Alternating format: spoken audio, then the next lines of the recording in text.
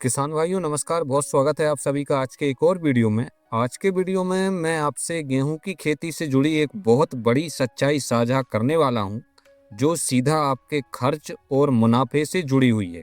तो वीडियो की जानकारी अच्छी लगे तो इस वीडियो को लाइक करें और चैनल को सब्सक्राइब करके ऑल नोटिफिकेशन जरूर ऑन करें।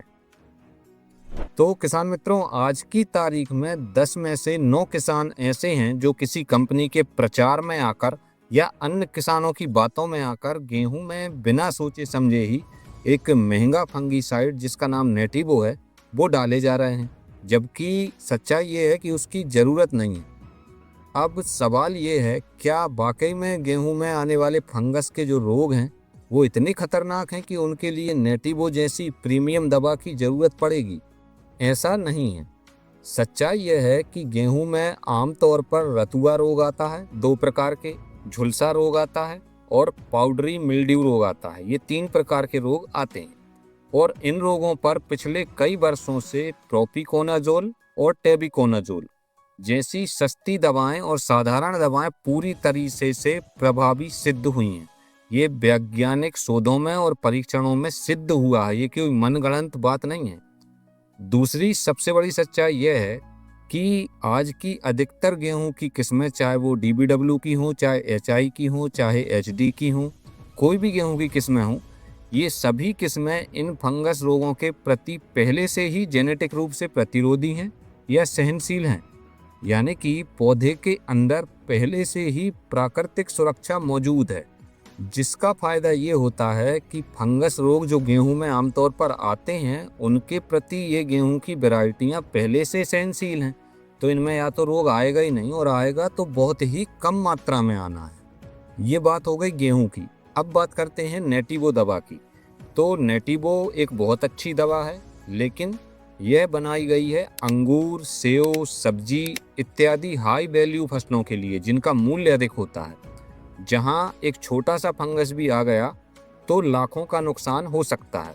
ये समस्या हाई वैल्यू फसलों में होती है, लेकिन गेहूं जैसी फसल में सामान्य दवाओं से ही रोग पूरी तरह कंट्रोल हो जाता है। ऐसा वैज्ञानिक प्रमाणों में, शोधों में और उनके जो भी प्रैक्टिकल होते हैं उसमें सिद्ध हुआ है।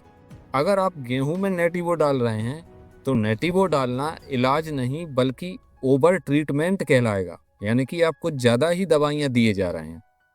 अब थोड़ा आर्थिक गणित भी समझिए कि जहाँ 300-400 रुपए की दवा से काम चल सकता है, वहाँ अगर आप 1000-1200 रुपए खर्च करते हैं तो क्या ये वैज्ञानिक रूप से सही है, आर्थिक रूप से सही है, या फिर केवल आपका एक डर है और मार्केटिंग का असर आप पे पड़ा है, अन्य किसानों की बातों का असर आप पे पड़ा है?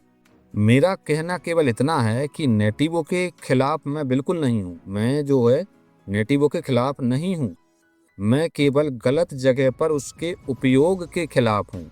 यानी कि आप गलत जगह नेटिवो का उपयोग कर रहे हैं, मैं इसके खिलाफ हूँ। हर ताकतवर दवा हर फसल के लिए जरूरी नहीं होती, ये सिद्धांत है। जरूरी नहीं है कि दवा ताकतवर है तो वो हर फसल में काम आएगी, ऐसा कोई जरूरी नहीं है। सही खेती वही है जो दवा कंपनी के प्रचार से नहीं बल्कि फसल की जरूरत और विज्ञान के अनुसार चले। अगर आप भी चाहते हैं कि किसान का पैसा बचे और खेती से मुनाफा बढ़े, तो इस सच्चाई को ज़्यादा से ज़्यादा किसानों तक पहुंचाइए। विशेष रूप से ध्यान रखिए, नेटिवो एक बहुत अच्छी दवा है, लेकिन ऐसी फसलों के लिए जो महंगी होती हैं। गेहूं जैसी फसल जो सस्ती बिकना है, आपको कुछ ज़्यादा उससे लाभ नहीं मिलना है, उसमें अगर आप फंगस के लिए नेटिवो उपयोग कर रहे हैं तो ये एक प्रकार से आप अपने पैर पर कुल्हाड़ी मार रहे हैं। तो ध्यान रहे कि नेटिवो जो है अच्छा प्रोडक्ट है, लेकिन गेहूं के लिए अच्छा नहीं है। गेहूं के लिए या तो आप टेबुकोनाजोल, बायर का बोनस प्रोडक्ट बहुत अच्छा है, इसको यूज़ कर सकते हैं, या इससे भी सस्ते प्रोडक्ट आते हैं उनको यूज़ कर सकते हैं। अगर आपको ये यूज़ नहीं करना तो टिल्ट करके जो क्रिस्टल कंपनी का प्रोडक्ट आता है आप उसको यूज़ कर सकते हैं। उससे भी सस्ता कोई प्रोडक्ट मार्केट में आएगा जिसमें होता है प्रोपिकोनाजोल, आप उसको यूज़ कर सकते हैं। बेकार में नेटिवो में खर्चा करने की ज़रूरत बिल्कुल नहीं है। तो बुद्धिमानी से काम लें, अपना खर्चा बचाएं, क्योंकि गेहूं बिकेगा उतने ही रेट में जितना पहले से तय कर दिया गया है। ऐसा नहीं है कि आप नेटी वो डाल देंगे तो आपका गेहूँ महंगा बिक जाएगा। इसलिए थोड़ी बुद्धि लगाएं, खर्चा कम करें तो मुनाफा अपने आप आपके लिए ज़्यादा हो जाएगा। तो चलिए मिलते हैं हमारे ऐसे ही किसी अन्य वीडियो में। तब तक के लिए जय हिंद, जय भारत।